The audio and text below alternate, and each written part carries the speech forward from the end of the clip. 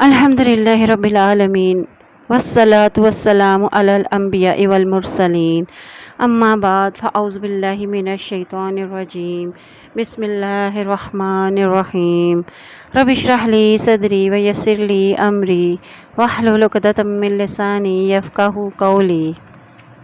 سورۃ البقرہ کی اہمیت اور اس کی فضیلت۔ بقرہ کا معنی گائے ہے۔ اس صورت میں چونکہ بنی اسرائیل کے واقعات کے سلسلے میں گائے کا ذکر آیا ہے تو اسی کی مناسبت سے اس کا نام سورۃ البقرہ رکھا گیا۔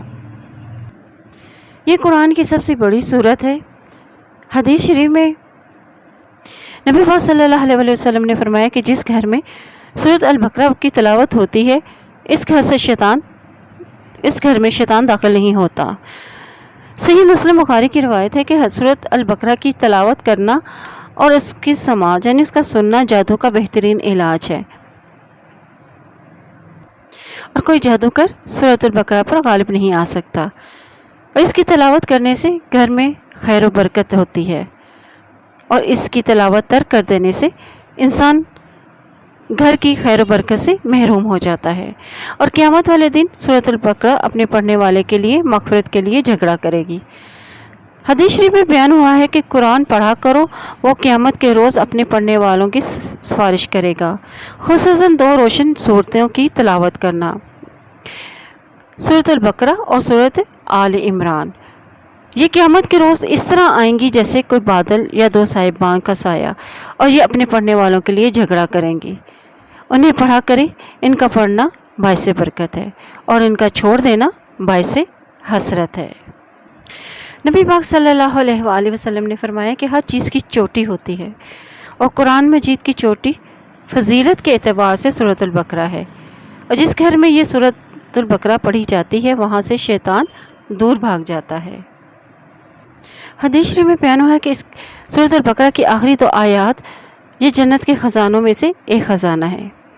معراج کی رات اللہ تعالیٰ نے نبی پاک صلی اللہ علیہ وآلہ وسلم کو 3 تحفے عنایت فرمائے، ایک نماز، اور دوسری سورۃ البقرہ کی آخری 2 آیات، اور تیسری امت میں سے جو بھی شرک سے بچتا رہے گا اس کے کبیرہ گناہ بھی میں معاف کر دوں گا۔ اور خود نبی پاک صلی اللہ علیہ وآلہ وسلم نے فرمایا کہ جو بھی یہ سورت کی تلاوت کرے گا، جس گھر میں اس سورت کی تلاوت ہوگی وہاں سے جنات، شیاطین اور جادو ختم ہو جائے گا۔ 7 مرتبہ تلاوت کریں، جس مقصد کے لیے بھی آپ اس کی تلاوت کریں گے انشاءاللہ تعالیٰ اس میں کامیابی پائیں گے۔ اگر آپ کو کسی دشمن کا خوف ہے یا کسی بیماری میں مبتلا ہیں تو یہ سورت کی تلاوت کر کے اسے پانی پہ دم کر کے پی لیں۔ سورۃ البقرہ۔ بسم اللہ الرحمن الرحیم۔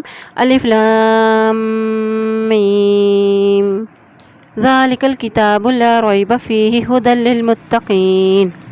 الف لام میم یہ آسمانی مقدس کتاب ہے، اس میں کوئی شک و شبہات کی گنجائش نہیں، اور یہ متقین لوگوں کے لیے ہدایت ہے۔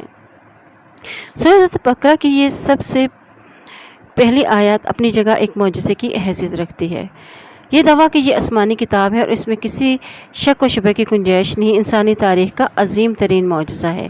اس وقت بھی اس میں کوئی شک و شبہات کی کوئی گنجائش نہ تھی جب یہ رسول اللہ صلی اللہ علیہ وسلم کے ہاتھ میں تھی اور صحابہ کرام کے پاس تھی، اور اب بھی اس میں کوئی شک و شبہ کی کوئی گنجائش نہیں، یعنی 1500 سال گزر جانے کے باوجود بھی اس میں کوئی تبدیلی نہیں آئی۔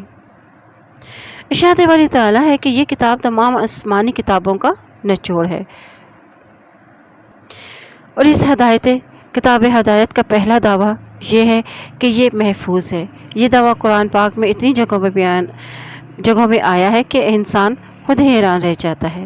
ارشاد باری تعالیٰ ہے اِنَّا نَحْنُ نَزَّلْنَا الذِّكْرَ وَإِنَّا لَهُ لَحَافِظُونَ، کہ ہم نے جنہوں نے اس نصیحت یعنی قرآن کو نازل کیا اور ہم ہی اس کی حفاظت کرنے والے ہیں۔ اس صورت میں انسانوں کے 3 گروہوں کا ذکر کیا گیا ہے۔ ابتدا میں شروع میں ہم نے دیکھا تھا کہ سورۃ فاتحہ میں مسلمانوں کی دعا بیان کی گئی تھی کہ اہدنا الصراط المستقیم، کہ ہمیں سیدھا راستہ دکھا۔ اب اس صورت میں ان مومنین کی صفات بیان کی گئی تھی کہ مومنین کون ہوتے ہیں؟ وہ لوگ ہیں جو سچے دل سے ایمان لائیں،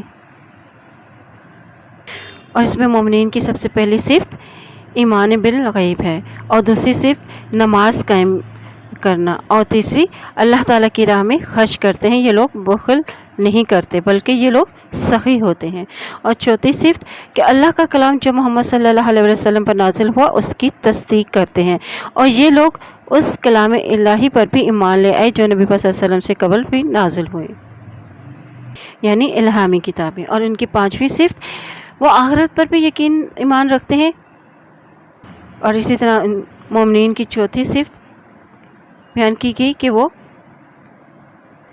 عقیدہ ختم نبوت پر بھی ایمان رکھتے ہیں۔ اس کے ساتھ ساتھ اس صورت میں کفار کی صفات بھی بیان کی گئی۔ کفار وہ لوگ ہیں جو اپنے مفادات کو اللہ تعالیٰ کے احکامات پر ترجیح دیتے ہیں اور دنیاوی مفادات کے حصول کی خاطر ایمان نہیں لاتے، اور جو لوگ اللہ تعالیٰ کی ہدایت کی ناقدری کرتے ہیں تو اللہ تعالیٰ انہیں سزا کے طور پر مزید دور پھینک دیتے ہیں، جیسے سورۃ البقرہ کی آیت نمبر 7 میں بیان ہوا ہے، ختم اللہ علی قلوبہم وعلی سمعہم وعلی ابصارہم غشاوۃ، یعنی اللہ تعالیٰ نے ان کے دلوں اور ان کے کانوں پر مہر لگا دی ہے اور ان کی آنکھوں پر پردے ہیں۔ یہ سب کچھ اللہ تعالیٰ نے اپنی خوشی سے ایسا نہیں کیا بلکہ انسان خود ہی اپنے لیے تباہی کا ایسا راستہ کھول لیتا ہے۔ پھر ارشاد باری تعالیٰ ہو فی قلوبہم مرض فزادہم اللہ مرضا، کہ ان کے دلوں میں خود پیدا کردہ بیماری ہے، یعنی نفاق کی بیماری، اور اللہ تعالیٰ نے اس بیماری کو اور بڑھا دیا۔ اب ان کے ساتھ ساتھ منافقین کی بھی صفات بیان کی گئی ہیں، اور منافقین کی 3 صفات بیان کی گئی ہے۔ پہلی یہ کہ ان کا دعویٰ تو ایمان لانے کا ہوتا ہے لیکن دراصل ان میں ایمان نہیں ہوتا، اور دوسرا یہ کہ ان کا دعویٰ خیر اور فلاح پھیلانے کا باعث نہیں ہوتا بلکہ وہ دراصل یہ مفسدین ہوتے ہیں، یعنی فساد پھیلانے والے، اور تیسرا یہ کہ یہ اپنے آپ کو انتہائی عقل مند خیال کرتے ہیں حالانکہ یہ نیرے ہی جاہل ہوتے ہیں۔ یہ تینوں صفات ان کے اندر پائی جاتی ہیں، اس لیے انہیں منافق کہا جاتا ہے، جبکہ عام معاملات زندگی میں ان کی 4 نمایاں خصوصیات ہیں جو حدیث کے ذریعے معلوم ہوتے ہیں۔ نبی صلی اللہ علیہ وسلم نے ارشاد فرمایا کہ یہ لوگ جب بات کرتے ہیں تو جھوٹ بولتے ہیں، یعنی کسی سے جھگڑا ہو جائے تو گالیاں دیتے ہیں، کوئی امانت رکھے تو خیانت کرتے ہیں، کسی سے عہد کریں تو اسے پورا نہیں کرتے۔ سورۃ البقرہ میں تخلیق آدم علیہ السلام کا بھی ذکر بڑی تفصیل سے آیا ہے۔ ارشاد باری تعالیٰ ہے وَإِذْ قَالَ رَبُّكَ لِلْمَلَائِكَةِ إِنِّي جَاعِلٌ فِي الْأَرْضِ خَلِيفَةً، اور جب تمہارے پروردگار نے فرشتوں سے فرمایا کہ میں زمین میں ایک نائب بنانے والا ہوں، اور یہ فرمان سن کر فرشتوں نے عرض کیا وَنَحْنُ نُسَبِّحُ بِحَمْدِكَ وَنُقَدِّسُ لَكَ، اور ہم تیری تعریف کے ساتھ تسبیح بیان کرتے رہتے ہیں، یعنی ہمارے ہوتے ہوئے کسی اور کو خلافت کے منصب پر فائز کرنے کی کیا ضرورت ہے؟ جس طرح آپ یہ خلیفہ بنا رہے ہیں یہ تو دنیا میں فساد برپا کریں گے۔ اللہ تعالیٰ نے فرشتوں کو جواب دیا انی اعلم ما لا تعلمون، کہ میں وہ باتیں جانتا ہوں جو تم نہیں جانتے۔ یہاں یہ بات معلوم ہوتی ہے کہ اصل برتری دراصل علم و معرفت کی وجہ سے حاصل ہوتی ہے۔ یہاں ہم یہ دیکھتے ہیں کہ انسان اور شیطان میں بنیادی فرق معلوم ہوتا ہے کہ حضرت آدم علیہ السلام اور ابلیس کے درمیان ایک بنیادی فرق تھا، دونوں سے غلطی ہوئی، مگر ابلیس نے تکبر کیا، اور جبکہ آدم علیہ السلام نے ندامت کا پیکر بنے رہے اور اللہ کے حضور اپنی غلطی کی معافی مانگی، اور اللہ تعالیٰ نے انہیں معاف کر دیا۔ یہی بنیادی فرق انسان اور شیطان میں ہے کہ انسان غلطی کے بعد شرمندہ ہوتا ہے اور اللہ تعالیٰ کے حضور جھک جاتا ہے، جبکہ تنگ نظر ابلیس نہ سمجھ سکا۔ سورۃ البقرہ میں بنی اسرائیل کی بری عادات اور ان کی نافرمانیوں کا بھی ذکر بڑی ہی تفصیل کے ساتھ بیان کیا گیا ہے۔ پہلے ان تمام برے خصائل کا ذکر کیا گیا جس کی وجہ سے ان سے امامت چھین لی گئی، اور اس کے بعد ان کی نافرمانیوں کا بیان کیا گیا۔ بنی اسرائیل وہ قوم ہے جس پر اللہ تعالیٰ نے بے شمار نعمتیں نازل کی تھی اور انہیں بے حساب رزق عطا کیا تھا، یہاں تک کہ ان کے لیے آسمان سے من و سلوہ اتارا جاتا، اور ان سے کہا گیا کہ اللہ کی راہ میں جہاد کرو اور اس کی عبادت کرو، لیکن بنی اسرائیل نے ناشکری کی۔ اللہ تعالیٰ نے ان سے عہد لیا تھا کہ وہ اللہ تعالیٰ کی عبادت کریں گے، ماں باپ کے ساتھ احسان کا سلوک کریں گے اور رشتہ داروں کے ساتھ صلہ رحمی کریں گے، نماز قائم کریں گے، لیکن وہ لوگ یہ سارے عہد باندھنے کے بعد کہنے لگے کہ ہمارے دلوں پر تو پردے پڑے ہوئے ہیں اور ہمیں تمہاری باتیں समझ नहीं आती। बनी इसराइल की दूसरी बड़ी खराबी ये भी थी कि वो नस्ली तआस्सुब में गिरफ्तार थे। उन्होंने अरबी, अजमी, काले और गोरे की हदबंदियाँ बना रखी थीं। दरअसल यहाँ पर मुसलमानों के लिए भी एक तंबीह है कि बनी इसराइल की बुरी आदत की वजह से उनसे ये अमामत छीन के मुसलमानों को सौंप दी गई थी, लेकिन अगर उन्होंने भी ऐसे ही काम किए तो उनसे भी ये अमामत छीन ली जाएगी। अमामत इब्राहिमी यानी हज़रत इब्राहीम अलैहिस्सलाम के वाक़े के ज़रिए से मुसलमानों को एक सबक दिया जा रहा है कि अल्लाह ताला ने हज़रत इब्राहीम अलैहिस्सलाम को अमामत अता करने से कबल अरशाद फरमाया, इस काला लहू रब्बुहु अस्लिम क़ाल अस्लमतु लिरब्बिल आलमीन। जब उनसे उनके परवरदिगार ने फरमाया कि अतात की राह तैयार करो तो उन्होंने अर्ज़ की कि मैं रब्बुल आलमीन के आगे सर तस्लीम खम करता हूँ। जवाबन इरशाद हुआ, इन्नी जाइलुका लिन्नासी इमामा, कि मैं तुमको लोगों का पेशवा बनाऊंगा।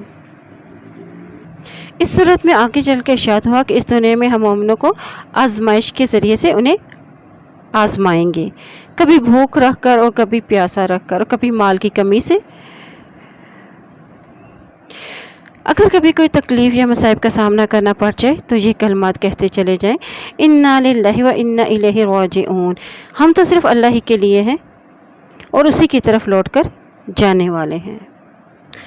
इस सूरत में नेकी के तस्वर के बारे में इरशाद हुआ है सूरत अल-बकरा की आयत नंबर 177 में कि नेकी ये नहीं कि तुम मशरिक़ या मगरिब को किबला समझकर उनकी तरफ मुँह कर लो, बल्कि नेकी तो ये है कि अल्लाह के लोग अल्लाह पर, रोज़े आखिरत पर, फरिश्तों पर, अल्लाह की किताब पर और पैगम्बरों पर ईमान लाएं और माल बावजूद अजीज़ रखने के रिश्तेदारों, यतीमों, मोहताजों, मुसाफिरों और मांगने वालों को दें और गर्दन छुड़ाने में खर्च करें और नमाज़ पढ़ें और ज़कात दें और जब अहद करें तो उसे पूरा करें और सख्ती और तकलीफ़ में और मार्का यानी कायज़ात के वक्त साबित कदम रहे। यही लोग हैं जो ईमान में सच्चे हैं और यही हैं जो अल्लाह से डरने वाले हैं। इसी तरह रोज़े के मुतालिक इस आयत में अल्लाह ताला का इरशाद हुआ सूरत बकरा की आयत नंबर 83 में कि या अय्युहल्लज़ीना आमनू कुतिबा अलैकुमुस्सियामु कमा कुतिबा अलल लज़ीना मिन क़ब्लिकुम लअल्लकुम तत्तक़ून, कि ईमान वालों तुम पर रोज़े फ़र्ज़ किए गए हैं जिस तरह तुमसे पहली कौमों पर फ़र्ज़ किए गए ताकि तुम परहेज़गार बन जाओ। रोज़े की हकीकत तक़वा है। इसी तरह रमज़ान और कुरान का बाहमी ताल्लुक़ के सिलसिले में इरशाद बारी ताला है सूरत अल-बकरा की आयत नंबर 185 में बयान हुआ है, शहरु रमज़ान अल्लज़ी उन्ज़िला फ़ीहिल कुरआन हुदल लिन्नासी व बय्यिनातिम मिनल हुदा वल फ़ुरक़ान। रमज़ान का महीना वो है जिसमें कुरान उतारा गया और लोगों के लिए इसमें हदायत है, खुली निशानियाँ और हक़ व बातिल की तमीज़ है। रोज़ों के बाद सूरत बकरा में इस्लाम के 5वें रुकन यानी हज के मुतालिक भी ज़रूरी अहकामात बयान किए गए हैं। इरशाद बारी ताला है, फला रफसा वला फुसूका वला जिदाल फिल हज। हज में ना शहवत परस्ती करे और ना ही गुनाह और ना ही झगड़ा। मनासिक हज बयान करने के बाद अल्लाह ताला ने हमें ये दुआ सिखाई, रब्बना आतिना फिद दुनिया हसनतन व फिल आखिरति हसनतन व किना अज़ाबन नार, कि हमारे परवरदिगार हमें इस दुनिया और आखिरत में भलाई अता फरमा और दोज़ख के अज़ाब से महफूज रख। अल्लाह की राह में हज करना। फिर अल्लाह ताला के रास्ते में हज करने का तरीका भी बताया गया है सूरत अल-बकरा की आयत नंबर 219 में कि लोग यसअलूनका माज़ा युनफ़िकून कुलिल अफ़वा, यानी लोग तुमसे पूछते हैं कि अल्लाह की राह में कौन सा माल खर्च करें, तो कह दीजिए कि जो ज़रूरत से ज़ायद हो, यानी जो ज़रूरत से ज़ायद बच जाए उसे अल्लाह ताला की राह में यानी दूसरों पर खर्च करें। इसी तरह सूरत बकरा में दूसरे अहकामात के साथ साथ औरतों के हकूक़ के मतलब भी वाज़ह अहकामात आएँ। इरशाद बारी ताला है, वलहुन्ना मिस्लुल्लज़ी अलैहिन्ना बिल मारूफ़, यानी जो मर्दों के औरतों पर हकूक़ है वही औरतों के मर्दों पर है। मज़ीद इरशाद हुआ, हुन्ना लिबासुल लकुम व अंतुम लिबासुल लहुन, यानी तुम्हारी औरतें तुम्हारा लिबास है और तुम उनका लिबास हो। इससे बेहतर और उम्दा मिसाल मुमकिन ही नहीं। जो कि इंसान लिबास जो है इंसानी जिस्म के करीब तर होता है और लिबास इंसान की इज़्ज़त की अलामत भी है और किसी शख्स के गिरेबान पर हाथ डालना उसकी इज़्ज़त पर हाथ डालने के मुतरादिफ है। लिबास इंसान की जीनत भी होता है और लिबास इंसान के ऐबों को भी छुपाता है یہی تمام کام میاں بیوی کے ایک دوسرے کے ذمے ہوتے ہیں، یعنی وہ ایک دوسرے کی برائیوں اور خامیوں پر پردہ پوشی کرتے ہیں اور ایک دوسرے کی پہچان اور زینت کا باعث بھی بنتے ہیں اور ایک دوسرے کے لیے انتہائی قرب، محبت اور عزت کی علامت کا بھی ذریعہ ہے۔ قرآن مجید کی سب سے اہم آیت یعنی آیت الکرسی بھی سورۃ البقرہ میں ہے۔ اس آیت میں اللہ تعالیٰ کی صفات بیان کی گئی ہیں کہ اللہ کے سوا کوئی معبود نہیں، اور دوسری صفت اس کو اسم اعظم بھی کہا جاتا ہے، الحی القیوم، یعنی جس کے معنی کچھ یوں ہے کہ وہ ذات نہ صرف خود زندہ و جاوید ہے بلکہ زندگی کا منبع اور مصدر بھی ہے۔ وہ اپنے طور پر بغیر کسی امداد کے قائم ہے، اسے کسی سہارے کی ضرورت نہیں، البتہ وہ سب کو قائم رکھنے والا ہے۔ آیت الکرسی کے بعد حضرت ابراہیم علیہ السلام اور بابل کے حکمران نمرود کا قصہ آتا ہے۔ نمرود خدائی کا دعویٰ دار تھا اور اس نے موت اور زندگی دینے کا دعویٰ کیا، جس پر حضرت ابراہیم علیہ السلام نے کہا کہ اگر تم خدائی کے دعوے دار ہو تو میرا خدا سورج کو مشرق سے طلوع کرتا ہے، تم اسے مغرب سے طلوع کر کے دکھاؤ۔ یہ سن کر نمرود میدان ہار گیا۔ نمرود کے واقعے کے بعد ایک اور واقعہ کہ حضرت ابراہیم علیہ السلام نے اللہ تعالیٰ سے سوال کیا، ربی آرینی کیف تحیی الموتیٰ، کہ اے میرے رب مجھے دکھا کہ آپ مردوں کو کیسا زندہ کریں گے۔ اللہ تعالیٰ نے فرمایا، اولم تؤمن، تم رسول ہو، کیا ایمان نہیں رکھتے؟ حضرت ابراہیم علیہ السلام نے کہا کہ ایمان تو رکھتا ہوں لیکن دل کا اطمینان چاہتا ہوں۔ اس پر اللہ تعالیٰ نے ارشاد فرمایا کہ تم ایسا کرو کہ 4 پرندوں کو خوب ستھار کر اپنے آپ سے مانوس کر لو، پھر ان کو ذبح کر کے ان کے ٹکڑے کر کے مختلف مقامات پر بکھیر دو، پھر ان پرندوں کو پکارو تو دیکھو وہ تمہارے پاس دوڑے چلے آتے ہیں۔ اللہ تعالیٰ نے کہا کہ یہ وہ طریقہ ہے جس سے ہم مردوں کو زندہ کرتے ہیں۔ اللہ تعالیٰ اسباب کا محتاج نہیں اور نہ ہی اسباب کے راستے پر چلنے کا پابند ہے۔ دنیاوی اسباب میں تاثیر بھی اسی نے رکھی ہے اور وہ اس تاثیر کو جتنا چاہے گھٹا دے اور جتنا چاہے بڑھا دے۔ اسی طرح سورۃ بقرہ میں سورۃ سود کے متعلق بھی واضح حکم آیا ہے۔ اللہ تعالیٰ نے یہاں پر سود اور تجارت کا فرق بیان نہیں کیا، بلکہ بڑے ہی شاہانہ انداز میں سود کو حرام قرار دیا۔ اگر یہ لوگ سمجھتے ہیں کہ سود اور تجارت ایک جیسے ہیں تو شیطان ان کو اس گمراہی میں گھسیٹ لے گا۔ اللہ تعالیٰ نے واضح طور پر تجارت کو حلال جبکہ سود کو حرام قرار دیا ہے۔ اللہ تعالیٰ سود کو مسترد کرتا ہے اور صدقات کی حوصلہ افزائی فرماتا ہے۔ اللہ کسی ناشکر اور بد عمل انسان کو پسند نہیں کرتا۔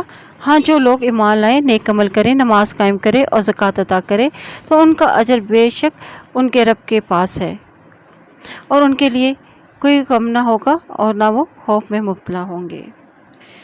اس صورت کا خاتمہ بہت ہی اہم بات پر رکھا گیا ہے کہ ہر شخص اپنی ذات اور انفرادیت کے ساتھ اللہ کے ہاں جواب دہ ہے، اور یہ جواب دہی ایسی ہستی کے روبرو ہوگی جو ظاہر و پوشیدہ کا جاننے والا ہے اور سارے اختیارات کا مالک ہے۔ اسلامی عقائد یعنی اللہ، فرشتوں، کتابوں، رسولوں اور آخرت پر ایمان کا خلاصہ۔ اللہ تعالیٰ کے حضور اپنی عملی کوتاہیوں پر استغفار کے مقابلے میں نصرت کے حصول کے لیے عاجزانہ دعا کریں۔ اللہ تعالیٰ ہمیں قرآن پاک کو پڑھنے، اس پہ عمل کرنے اور اس میں غور و فکر کرنے کی توفیق عطا فرمائے، آمین۔ سبحانک اللہم و بحمدک، اشہد ان لا الہ الا انت، استغفرک و اتوب الیک۔